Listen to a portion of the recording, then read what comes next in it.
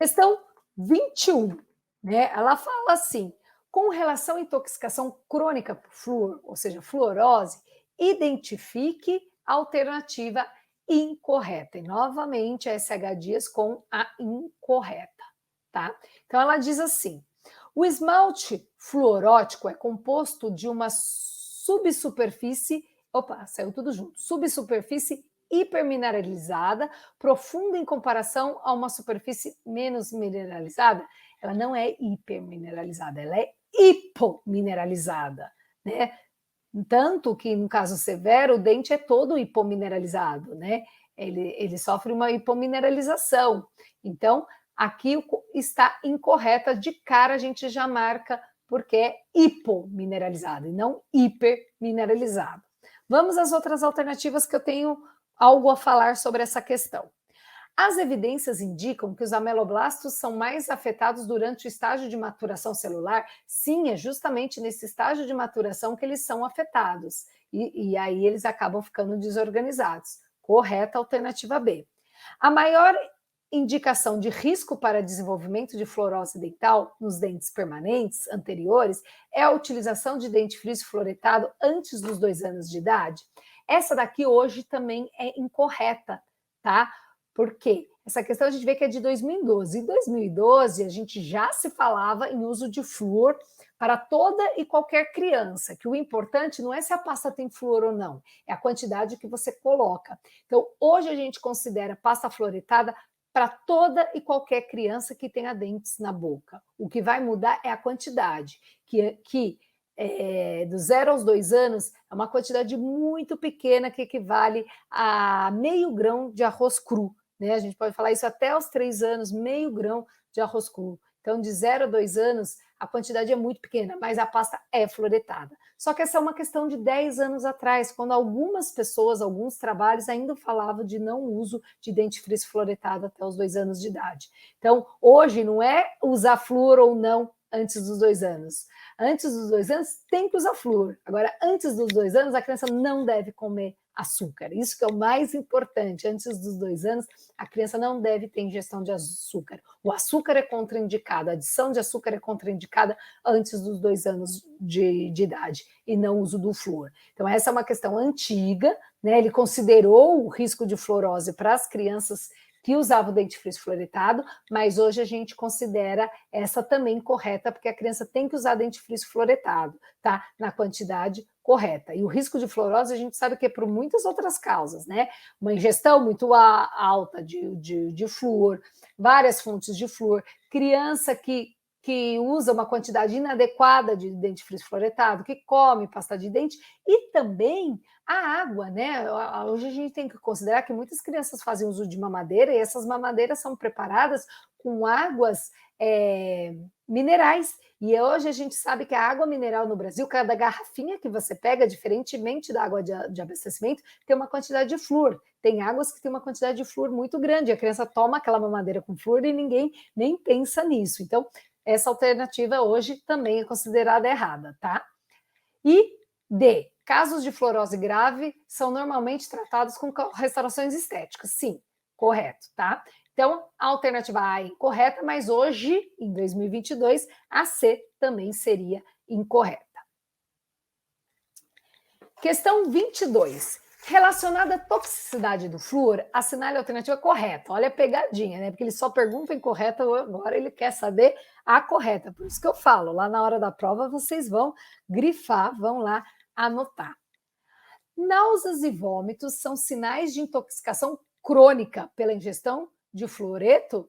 Não, é intoxicação aguda. Olha a pegadinha aqui, fiquem atentos. A crônica seria a fluorose. Náusea e vômitos são sinais, sim, de intoxicação, mas da intoxicação aguda. Então, essa está errada.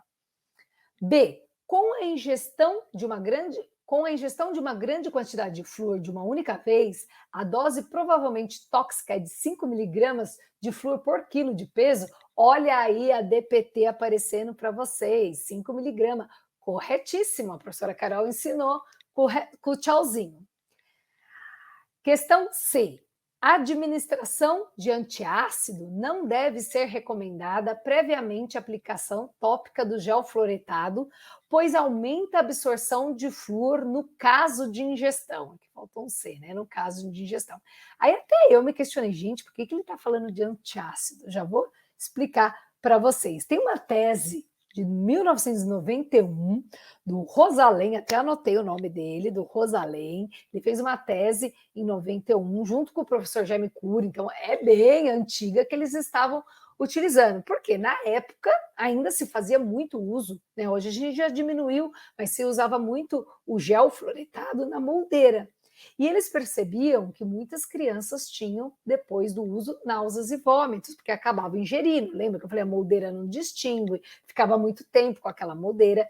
E eles queriam achar uma forma de diminuir essa absorção do flúor. E eles fizeram um estudo com o antiácido e viram que o antiácido, né, o hidróxido de alumínio, que foi o que eles estudaram na época, ele era um inibidor de absorção do flúor, então ele diminuía a absorção do flúor. Então existe essa tese, eu fico pensando, né, de repente se o Rosalém faz questões de concurso, ou alguém que viu essa tese, que foi banca, né, porque foi muito disso, deve ter, como foi do professor Jaime Cury, né, o orientador deve ter até publicado, eu não achei o artigo, mas deve ser publicado. Então, era sabido que a administração de antiácido antes, né, da aplicação do flúor diminuía a absorção do flúor. Então, aqui o erro é nesse aumento ou absorção.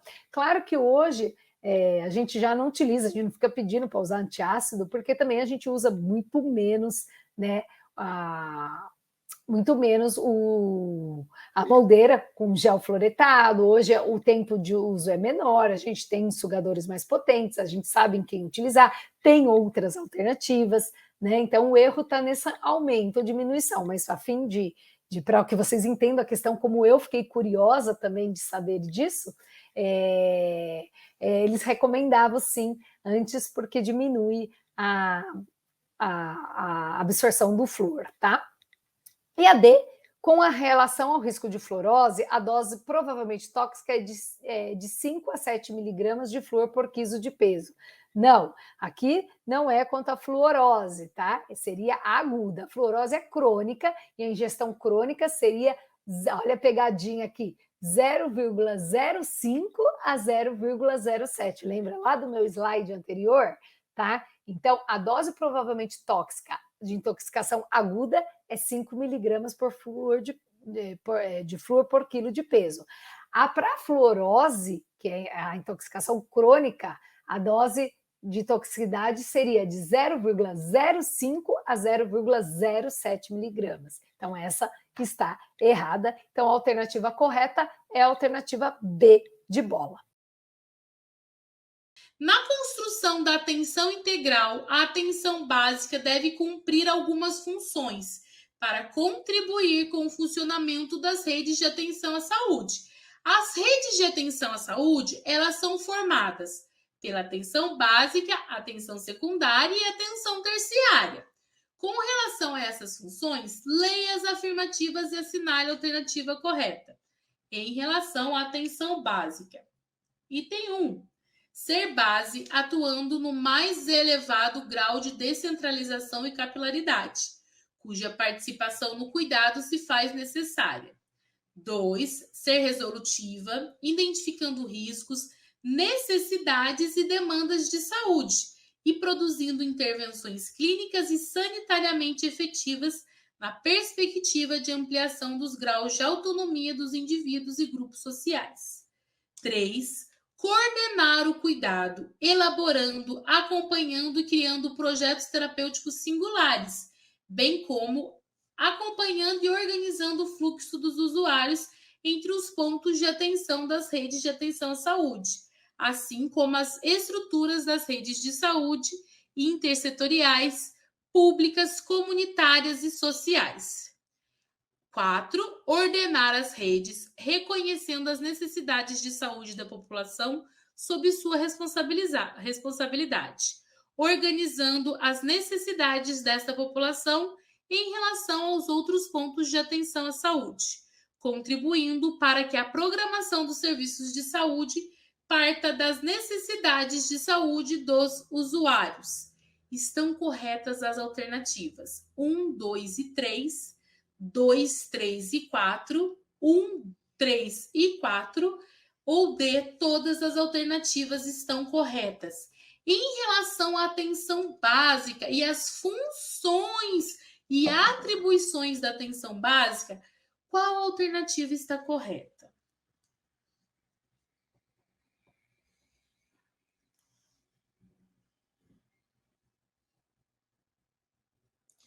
Isso mesmo, eu trouxe essa questãozinha aqui especificamente porque ela é um resumo das atribuições da atenção básica. Ser base, ser resolutiva, coordenar o cuidado e ordenar as redes.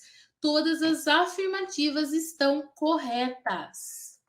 São princípios do SUS e das redes de atenção à saúde, RAS, são redes de atenção à saúde, a serem operacionalizados na atenção básica.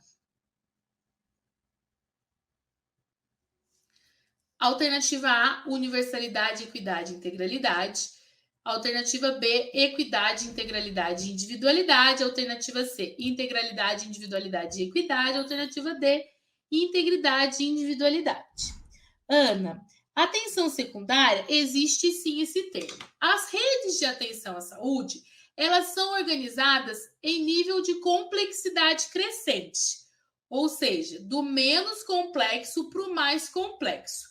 A atenção básica, ela faz parte do primeiro nível de complexidade, então é a atenção primária. Nós temos atenção primária, atenção secundária e atenção terciária. A atenção primária são as unidades básicas de saúde ou as unidades médicas de saúde da família. Elas estão lá no primeiro nível. No primeiro nível de atenção básica ou atenção primária. Atenção básica ou atenção primária é sinônimo, tá? Mas vamos usar o termo atenção primária para que você consiga compreender. Atenção primária. A atenção secundária são as especialidades, os hospitais de urgência e emergência, especialidades, hospitais de urgência e emergência e os laboratórios de exames diagnósticos. Tá? Os sistemas de diagnósticos e resultados terapêuticos. E o terciário são os hospitais de alta complexidade. Beleza? A atenção primária são os postos de saúde, as unidades médicas de saúde da família. Secundário, os centros de especialidades, os laboratórios diagnósticos. E a terciário são os hospitais regionais de alta complexidade. Entendeu, Ana? Sim ou não? Me fala aí se você entendeu. Princípios do SUS. Quais são os princípios do SUS e das redes de atenção à saúde a serem operacionalizados na atenção básica? Todas as alternativas que tiver a palavra individualidade, vocês já podem excluir. Porque se tem algo que não se faz como princípio do SUS e nem como princípio das redes de atenção à saúde, é a individualidade. Quais são os princípios do SUS? Princípios doutrinários do SUS. Universalidade, equidade e integralidade. Princípios doutrinários do SUS. E são os mesmos princípios das redes de atenção à saúde. E que eles são efetivados, eles realmente acontecem dentro da atenção básica, universalidade, equidade e integralidade. Ok? Um paciente está precisando tratar o canal do dente 43. Quais os nervos que deverão ser anestesiados? Se vai tratar canal, ele precisa de anestesia pulpar, concordam? Tem que estar, não dá para anestesiar só tecido mole. 43 é canino inferior direito. Canino precisa de incisivo e de alveolar inferior. Deixa eu ver. Ou mentoniano incisivo, né? Porque aí essa questão é ambígua, né? Ele fala alveolar inferior e lingual. Pode ser alveolar inferior e lingual, lógico, porque você vai ter anestesiado todo o hemiarco do lado 43 e do lado do 43 e o nervo lingual, porque a gente sabe que vai precisar de anestesia lingual complementar, mas se você fizesse mentoniano incisivo também daria certo, porque você ia anestesiar canino inferior do lado direito em tecidos, talvez não por causa do lado lingual, né? Porque o nervo incisivo não ia ter anestesia na gengiva lingual. E se você for colocar isolamento absoluto, vai precisar que a gengiva lingual esteja anestesiada. Então, é a única justificativa para ele falar alveolar inferior e lingual aí. É a possibilidade de você precisar usar isolamento absoluto e, por isso, usar um grampo ali e provocar dor pela gengiva lingual.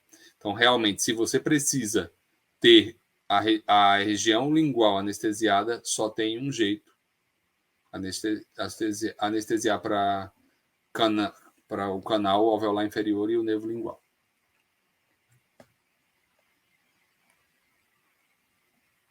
Alveolar inferior incisivo não precisa, porque o alveolar inferior, tendo ele anestesiado, o nervo incisivo vai estar anestesiado também. Então, a alternativa que poderia ser utilizada seria mentoniano incisivo, mas por conta de você precisar de anestesia lingual na região, tem que ser a letra C, não tem outra opção, tá? O bucal não tem nada a ver, porque o nervo bucal é lá na região de anestesia, a inervação na região de molares inferiores, gengiva vestibular. Ficou claro aí, pessoal, por que o lingual precisa estar anestesiado? Ele não especifica que você vai usar isolamento absoluto, mas é meio que regra, né? Então, o lingual precisa estar anestesiado. Paciente necessita realizar a extração do elemento 16. Desta forma, o cirurgião deverá anestesiar que nervos? Primeiro molar superior direito, né? Alveolar superior posterior. Se vai fazer a extração, tem que ter tecidos palatinos também anestesiados. Então, a gente vai procurar alveolar superior posterior, já que é o primeiro molar. Alveolar superior médio, se o paciente tiver, por causa da raiz mesovestibular. E o palatino maior.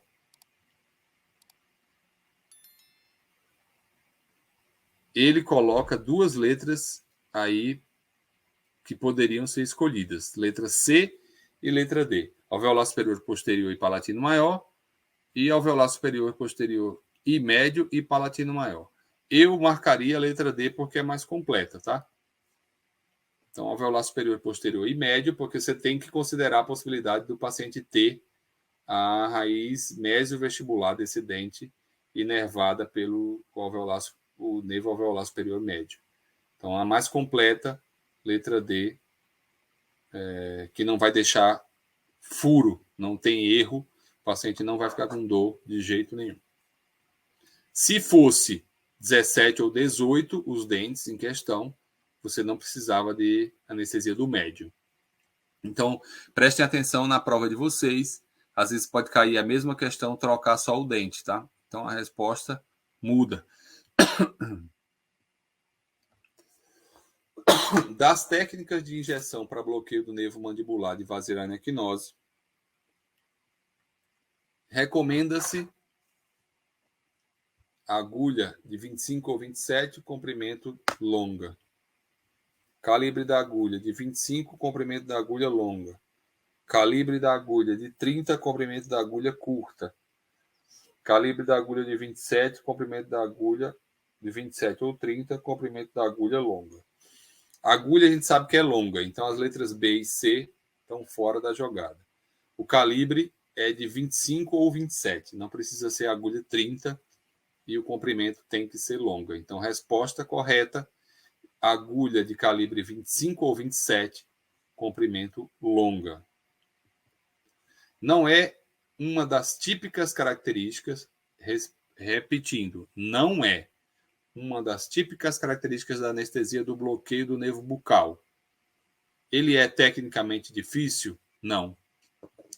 Alta taxa de sucesso? Sim. Possibilidade de dor se a agulha tocar o periósteo durante a injeção? Não vai tocar o periósteo porque o bucal, ele nem tá, você não tem que virar a agulha para o osso. Você vira para fora, para tecido mole.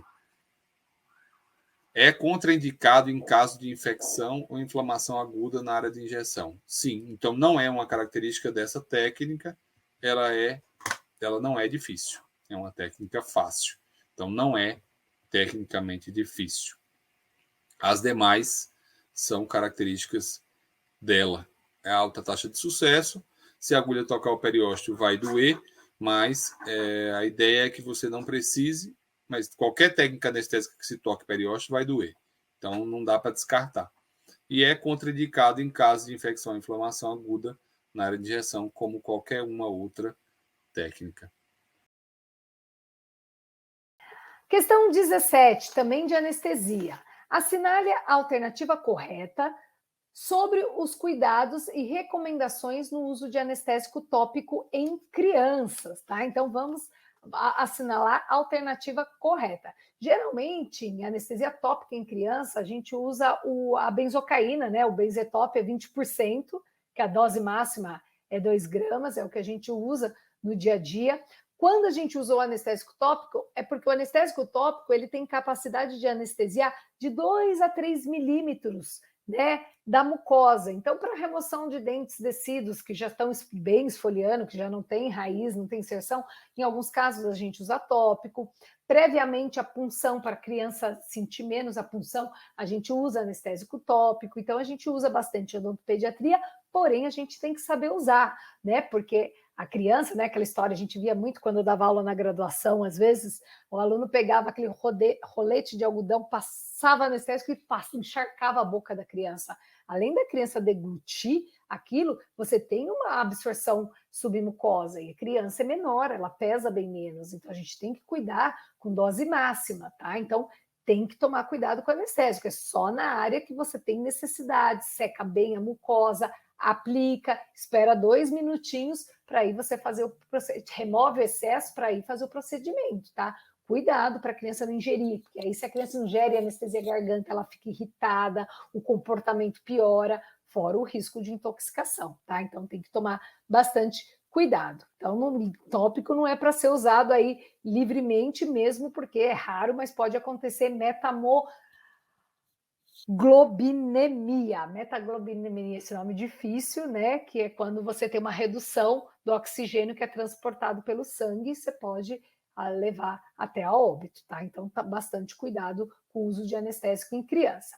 Então, o anestésico tópico, ele pode ser usado antes da injeção de anestésico local para potencializar a ação da solução. Imagina, não vai potencializar nada, ele é utilizado para anestesiar a região, né? Melhorar, né, a área de punção, diminuir sensibilidade. Usar anestesia tópica não potencializa a ação da solução que vai ser usada posteriormente.